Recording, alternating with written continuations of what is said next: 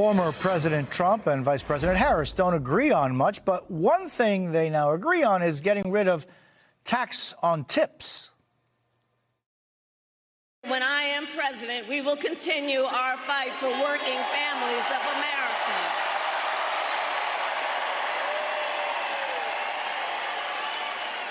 Including to raise the minimum wage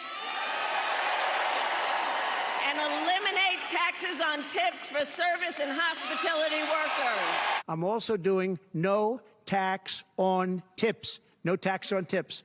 So waiters, waitresses, caddies, people that drive cars, people that get tips who have been harassed by this government, we're going to have no tax on tips. That's a big thing.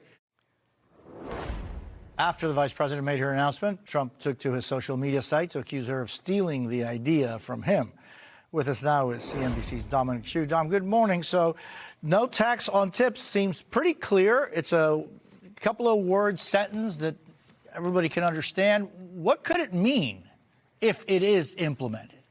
So this is the big deal right now. I mean, first of all, if both Vice President Harris and former President Trump can agree on it, could it actually become a reality no matter who's in the White House come the next term?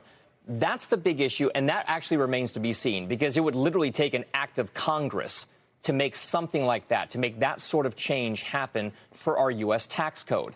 The concept is obviously one that has a lot of appeal to both Republicans and Democrats and could be that next step in both sides trying to curry favor with service-based employees in the American electorate.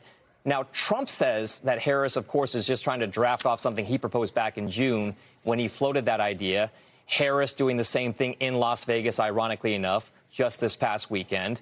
By the way, the Culinary Workers Union actually gave their endorsement to Vice President Harris this past Friday. Meanwhile, Trump wasting no time in making sure that, everybody knows that he's just trying to copycat him. Now, this proposal will resonate with people who work in the tip-based industries. But according to data from the IRS, the Internal Revenue Service, back in 2018, roughly $38 billion was reported as actual gratuity compensation. The issue becomes, would a tax collecting shortfall that results from not taxing those tips be good or bad for the federal budget, especially because there is so much focus on the ballooning deficit and national debt levels?